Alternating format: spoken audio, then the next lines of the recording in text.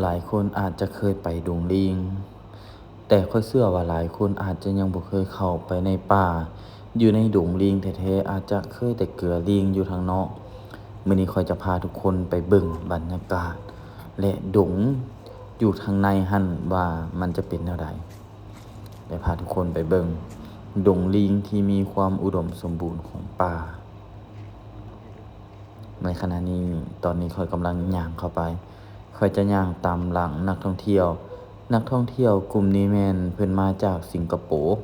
มาอยู่10คนแต่ภาษาข้อยก็ได้น้อยหนึ่งเว้าปูๆป่าๆไปกับเพิ่นเนาะแต่มีทางอ้ายสมแต็กเพิ่นจะเป็นไกด์พาเว้าแนะนำสถานที่ท่องเที่ยวบ่อนนี้หั้นแม่นเป็นอยู่ในจุดที่เฮายืนอยู่นี่มันเป็นต้นไม้มีต้นเปื่อยแล้วก็มีหอมเหสักของเพิ่นแล้วก็มีต้นยางอยู่ในนี้มีความสมบูรณ์ของป่ามีต้นไม้ใหญ่เต็มเลยอันนี้แม่นเป็นหอไหว้ขอพรของเพิ่นตามความเชื่อของไทบ้านเพิ่นว่าเพิ่นมาไหว้ขอพรแล้วเพิ่นก็มาเป็นเจ้าศรัทธาสร้างแม่นมี5-6หลังพู้นเด้ตัวนี้มีหลังน้อยหลังใหญ่หลังดินหลังไม้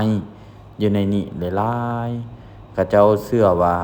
เป็นบ่อนไหว้ขอพรเลี้ยงหอเจ้าที่เจ้าฐานอยู่ในนี้ผู้ปกปักรักษาความสมบูรณ์ของป่าเฮาก็พากันย่างไปอีกใช้เวลาย่างอยู่ประมาณ10หรือ20นาทีนี่แหละอยู่ในจุดนี้หั่นนะแล้วเฮาย่างไประยะหนึ่ง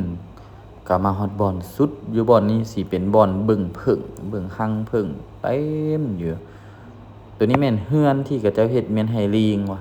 เชื่อว่ายันฝนตกแล้วลิงมันแบบสิเปียกอีหยังแล้วให้มันมาอยู่นี่ในจุดนี้ต้นไม้ใหญ่ๆนี่จะมีรังผึ้งหลายกว่า100รังมาอยู่เนาะมาอยู่ในจุดนี้นี่ก็แม่นดอกไม้หอมที่อยู่ในนี้